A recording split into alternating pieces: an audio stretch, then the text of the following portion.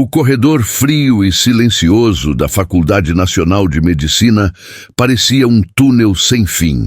As paredes brancas, o piso brilhante e o som metálico dos passos criavam uma atmosfera quase intimidadora. Era o primeiro dia do semestre letivo, e entre dezenas de alunos apressados, um par de passos ecoava com firmeza e calma incomum.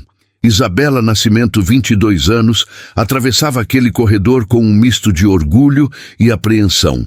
Filha de Dona Marlene, empregada doméstica, e de seu Jorge, porteiro de um prédio residencial, Isabela havia se tornado a primeira da família a entrar em uma universidade. E não era qualquer universidade, não era qualquer curso, era medicina.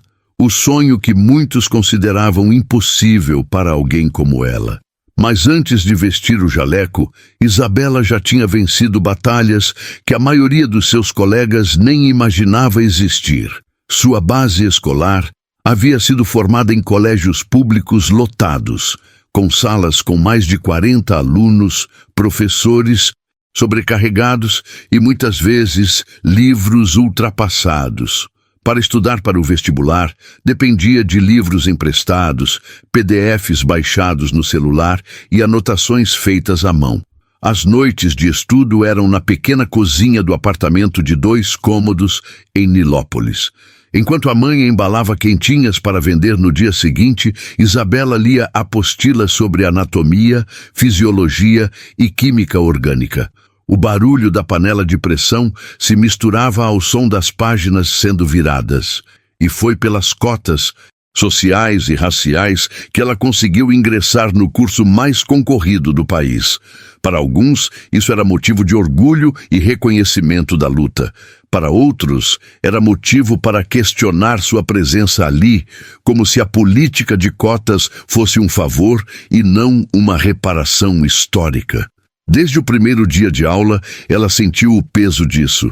Os olhares demorados, os cochichos abafados quando ela passava, o tom de voz que caía subitamente nas conversas, e principalmente as frases soltas no ar, como se fossem comentários inocentes, mas carregadas de veneno.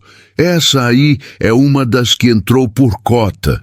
Como se aquela etiqueta invisível fosse sinônimo de incapacidade. Os primeiros meses foram uma maratona de provações. Havia professores que ignoravam suas respostas corretas e, quando errava, faziam questão de registrar o erro diante de toda a turma. Nas dinâmicas em grupo, era sempre a última a ser escolhida. Quando era escolhida? As redes sociais, que poderiam ser um refúgio, também se tornaram terreno hostil. Mensagens anônimas chegavam pelo direct do Instagram, atacando sua aparência, questionando sua inteligência, dizendo que ela nunca iria se formar. Uma delas ficou gravada na memória. Vai virar médica como? Só com diploma de papelão. Mas Isabela não se abalou por fora. Sabia que medicina exigia muito mais que inteligência. Exigia resistência. E resistência era o que ela mais tinha. Começou com notas medianas, mas a cada semestre subia um degrau. Passava horas na biblioteca, estudando até decorar o nome de cada músculo, cada veia e cada nervo. Só que, por mais que estudasse, por mais que se dedicasse, havia algo que não mudava: o preconceito. Ele não estava apenas nas palavras, ele estava nos gestos, nos grupos que se formavam sem incluí-la, nos trabalhos que esqueciam de avisar o horário, nos risos abafados quando ela apresentava seminários. Isabela estava no 4º ano quando as aulas práticas começaram no hospital universitário. Era a oportunidade que ela esperava. Mostrar que, na prática, tinha tanto ou mais talento do que qualquer outro aluno. Mas ela não sabia que naquele ambiente também enfrentaria seu momento mais doloroso e, ao mesmo tempo, mais transformador. O hospital universitário era um mundo à parte. O som dos monitores cardíacos, o vai e vem dos enfermeiros, o cheiro característico de antisséptico, tudo parecia vibrar com uma energia própria. Para muitos estudantes, era um território de nervosismo e insegurança. Para Isabela, era um palco de possibilidades. Era ali que ela poderia provar que não estava naquele curso por acaso. Ali, não importava se você vinha de um colégio particular de elite ou de uma escola pública sem laboratório de ciências. Importava como você tratava o paciente, como pensava rápido diante de uma emergência, como unia técnica e humanidade. Mas nem todos viam assim. Naquela manhã, a turma foi apresentada à professora Helena Duarte, uma cirurgiã renomada no país, respeitada pela habilidade no centro cirúrgico e temida pelo jeito cortante. Era conhecida por expor alunos em público, criticar sem rodeios e não poupar ironias. Bom dia. Vamos ver hoje quem tem vocação para a medicina e quem ainda acha que isso é brincadeira, disse ela, passando os olhos pela turma como quem examina instrumentos antes de uma cirurgia. O grupo seguiu para a enfermaria, onde um senhor idoso aguardava a avaliação. Ele estava internado para investigar uma lesão na perna.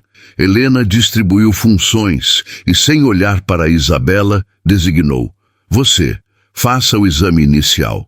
Isabela vestiu o jaleco, calçou as luvas e se aproximou do leito. Seu jeito era calmo, seguro.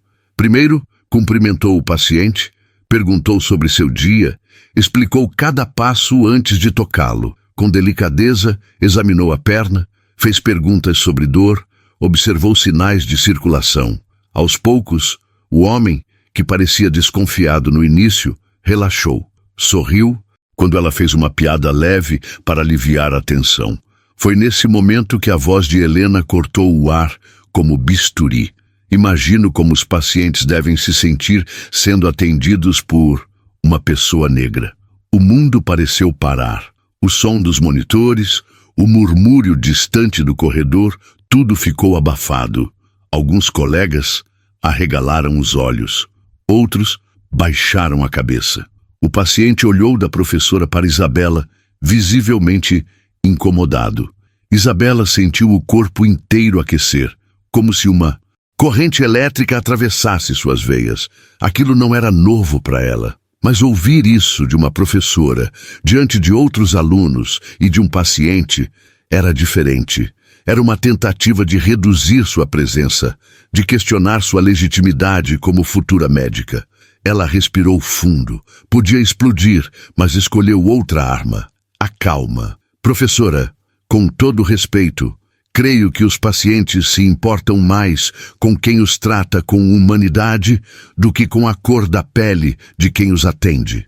Houve um silêncio pesado. Helena franziu o senho, mas não disse nada. Apenas fez um gesto para que ela continuasse. Isabela concluiu o exame com precisão, sem tremer. Ao final, o paciente segurou sua mão com força e disse, olhando nos olhos dela: "Moça, eu espero que todos os médicos sejam como você." Foi um momento breve, mas carregado de significado. Um elogio que ecoaria muito além daquela enfermaria. O episódio correu pelos corredores do hospital. Alguns alunos cochichavam, esperando que a professora penalizasse Isabela na avaliação. Mas, nos dias seguintes, algo inusitado aconteceu. Pacientes começaram a pedir para serem atendidos por a estudante negra. Nos dias que seguiram, Isabela percebeu que algo diferente estava acontecendo. Entre um plantão e outro, enfermeiras vinham avisar: "Isa, tem um paciente pedindo para ser atendido por você." No início, ela pensou que fosse coincidência, mas não era. A cada turno, novos pedidos surgiam. Eram pacientes que lembravam de pequenos gestos, a forma como ela explicava os procedimentos com paciência, o cuidado para não apertar demais o manguito na hora de medir a pressão, o jeito calmo com que segurava a mão de quem estava com medo. Logo começaram a chegar cartas à direção do hospital. Uma delas dizia: "Minha mãe tem dificuldade de entender os médicos porque fala devagar e esquece fácil." A estudante Isabela foi a única que explicou tudo de um jeito que ela entendeu. "Nós nunca vamos esquecer disso." Outra mensagem relatava: "Depois da anestesia, eu acordei com muito frio. Isabela me cobriu, ficou ao meu lado, até eu me sentir melhor e só então foi embora. Para mim, isso é ser médica. Essas palavras ecoavam mais forte do que qualquer nota em prova, e começaram a mexer com a percepção de alguns colegas. Um estudante, que antes se recusava a fazer trabalhos em dupla com ela, a procurou no corredor e disse com um olhar sincero: "Eu tinha preconceito com as cotas. Você me provou que eu estava errado." Isabela ouvia, agradecia, mas sabia que a mudança era lenta. Ainda havia olhares duvidosos, ainda havia silêncio constrangedor quando ela entrava em certas rodas de conversa. Mas a diferença é que agora ela não caminhava invisível. Seu nome começava a ser lembrado por algo além da política de cotas, e então veio o anúncio. A avaliação final prática seria em formato de banca, com professores e médicos convidados. Seria um momento decisivo, observado por toda a turma e por Helena Duarte. Nos dias que antecederam o exame, Isabela mergulhou nos estudos. Revisou protocolos, treinou diagnósticos diferenciais, repetiu procedimentos até que se tornassem automáticos. Mas mais do que isso, preparou-se mentalmente. Ela sabia que aquela prova não seria apenas sobre acertar o diagnóstico. Seria sobre provar, para todos ali, que sua presença naquele lugar não era fruto de favor ou cota, mas de mérito, esforço e competência. Na manhã da avaliação, o auditório estava lotado. Alunos, professores e até alguns pacientes assistiam das cadeiras do fundo. A atmosfera era densa, carregada de expectativa. Quando chamaram seu nome, Isabela respirou fundo e caminhou até o centro da sala. A paciente simulada estava sentada, pronta para apresentar um caso complexo. Ela cumprimentou com um sorriso, pegou o bloco de anotações e começou. Cada pergunta, cada exame físico, cada raciocínio clínico saía com clareza e segurança. Ela descreveu hipóteses diagnósticas, solicitou os exames corretos e, ao final, apresentou a conclusão com firmeza. Quando terminou, houve um instante de silêncio. E então, o improvável: aplausos. Vindos não apenas de colegas, mas também de professores. Entre eles estava Helena Duarte. Pela primeira vez, Helena a olhou com um misto de surpresa e respeito. Disse apenas: "Parabéns, Isabela. Excelente trabalho." Não era um pedido de desculpas, mas para Isabela foi suficiente. Era o reconhecimento que muitos disseram que ela nunca teria. Meses depois daquela avaliação, Isabela estava na colação de grau. O auditório estava iluminado, repleto de familiares orgulhosos, flashes de câmeras e lágrimas discretas. Entre as becas pretas e os capelos, Isabela se destacava não pelo que vestia, mas pelo que carregava nos ombros, uma história inteira de luta, resistência e superação. Quando seu nome foi chamado, ela atravessou o palco com passos firmes, sentindo o peso da beca, o calor das luzes e, acima de tudo, o olhar da mãe e do pai, que choravam na primeira fileira. Naquele instante, não havia espaço para lembranças de insultos ou olhares tortos. Havia apenas a certeza de que ela tinha vencido. Após a formatura, Isabela poderia ter escolhido qualquer caminho, mas ela decidiu voltar para onde tudo começou, Nilópolis. Ali, abriu uma clínica popular com atendimento gratuito e preços acessíveis, voltada principalmente para comunidades carentes. A fachada simples escondia um trabalho gigante: consultas humanizadas, campanhas de vacinação, mutirões de prevenção e, acima de tudo, acolhimento.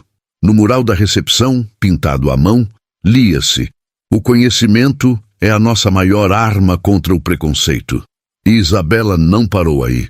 Tornou-se mentora de jovens negros que sonhavam em entrar na medicina. Criou grupos de estudo, palestras motivacionais e um fundo de bolsas para ajudar na compra de livros e transporte. Sempre que alguém questionava o sistema de cotas, ela não respondia com debates acalorados ou estatísticas, respondia com sua história, viva, concreta, impossível de ser ignorada. Isabela sabia que, para muitos, sua jornada não mudaria todas as mentes. Mas, para cada jovem negro que ouvisse seu nome e acreditasse que também podia chegar lá, a luta já valia a pena, porque no fim ela provou o que sempre acreditou. Oportunidade não é privilégio, é justiça. Se essa história tocou o seu coração, não deixe ela parar por aqui. Compartilhe esse vídeo com alguém que precisa ouvir que o lugar dela é onde ela quiser estar. Comente aqui embaixo: eu acredito no meu potencial. Vamos mostrar quantas vozes se recusam a ser silenciadas. Deixe seu like para que mais pessoas conheçam o legado da cor. E se você ainda não é inscrito, inscreva-se agora e ative o sininho para não perder nenhuma história. Porque juntos, contando e espalhando essas narrativas, a gente constrói um Brasil mais justo, mais humano e com mais orgulho da nossa cor.